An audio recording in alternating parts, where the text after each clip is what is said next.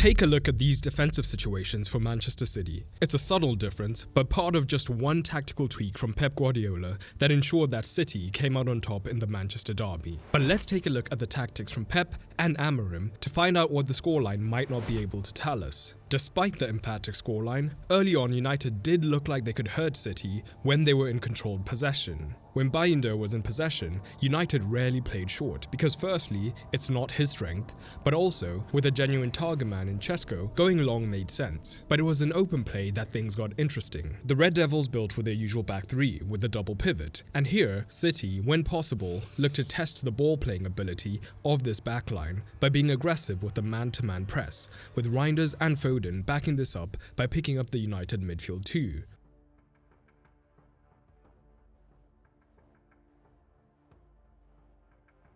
For all intents and purposes, this prevented any dangerous play from the Red Devils through the centre. In fact, the rare occasions where United looked like they could have potentially had success through the centre of the pitch was when they looked like this when Bayindir had the ball, with De Ligt being the second pivot alongside Ugarte. This would let Fernandes push higher up into one of the 10 positions, which meant that because City's highest midfielders were so aggressive in the press, now, because they were 4 versus 3 down in the midfield, Rodri potentially had 2 men to contend with.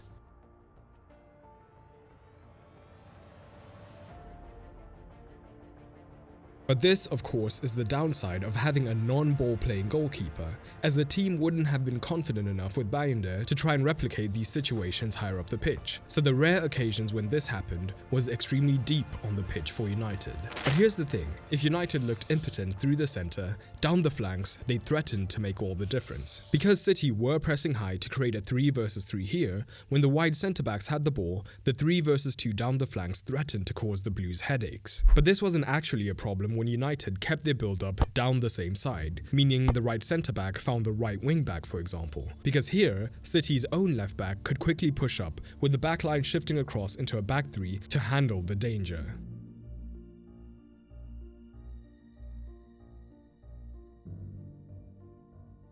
Where City struggled were situations like this. The switch creates a very different dynamic for United, as the City backline, having shifted to one side of the pitch, meant that when the switch did come, it was just too much ground to cover for the wing-back to reach the full-back and the rest of the backline to shift across. This could be made even worse if the winger was wide, pinning the full-back deep in the first place. So the usual result was the wing-back getting on the ball unchallenged, creating a 2 versus 1 out here, letting them get into potentially dangerous crossing situations.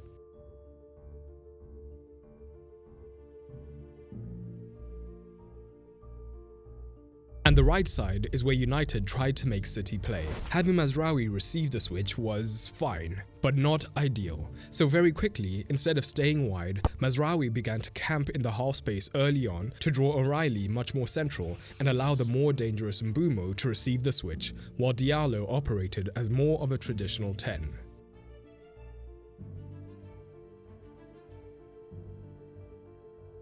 So, what was the adaptation by Pep? Well, when they were defending in this fairly flat 4-3-3, they were committing 3 men to an area where United only had 2. So instead, they shifted to a dynamic 4-4-2, and Foden from left central midfield was the man joining Haaland, because United tended to begin play down the right flank. So now, the centre-back was under pressure, while Doku could sit deeper on the wide man to support O'Reilly, all while keeping the midfield man-to-man. But a 3-goal victory shows complete dominance. So what did the home team do on the ball? Oh, and if you're enjoying this tactical analysis and want to learn how to analyze yourself for free, check out Tactics 12 through the top link in the description. If you sign up, over the course of 12 days, I'll teach you the basics of tactical analysis absolutely free. Donnarumma in, Ederson out. And that meant some slight changes, as playing out has never been the Italian strength, and we even saw a centre-back beginning the play rather than Donnarumma on a couple of occasions. But United weren't always pressing high enough for this to be a major issue for City, and when they were able to get the ball in more controlled open play situations,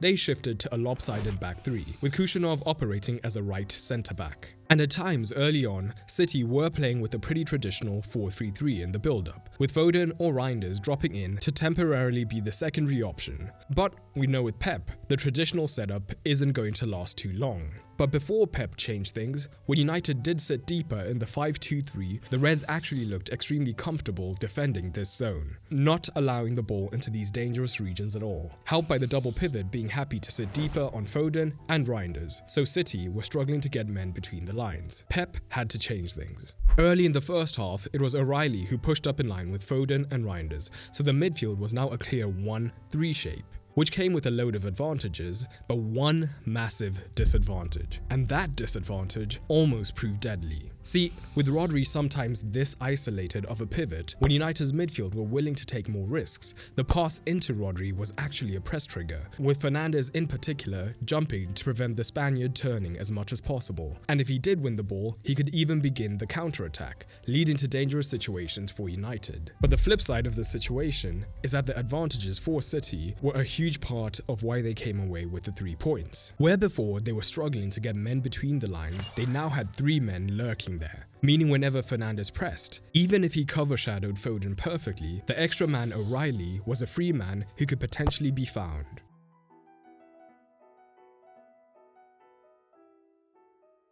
But City wanted to maximize the danger through the center. O'Reilly, when he drifted in, could naturally force Mbeumo to defend more centrally, which ended up cutting out some of the passing lanes through the central zones.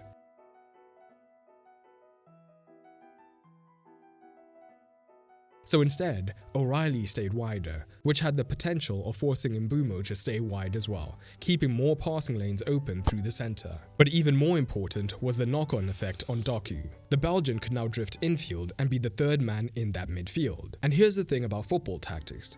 It's not just about the shape a team takes up, it's also about the personnel. Doku from these central regions was a much more dangerous possibility than O'Reilly due to his dribbling ability, and United recognized this. Where Yoro mostly stood off when O'Reilly was in these situations, when it was Doku there, Yoro immediately looked to step up, creating room in the backline that a runner could potentially take advantage of.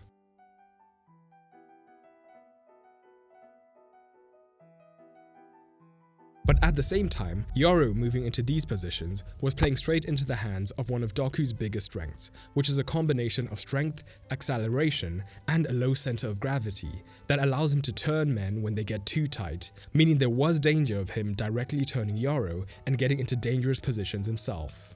And we actually saw this for Haaland's first goal. But the first goal of the match also shows shades of these advantages. Early in the play, O'Reilly is wide, taking Mazraoui with him, and Doku is in a much more central position, meaning Yoro can't commit to pressing Foden, so Foden can turn and find the switch. Run the play on, and Doku is only in the central position because of the tactical setup. And Foden still being central means that Ugarte is 2 versus 1 down. This allows Doku to receive on the half turn, leading to the goal. And I want you to comment down below, will this win kickstart City's season, or was this just a victory over a pretty poor United? And here's the thing, using a 3-4-3 is not inherently a bad thing.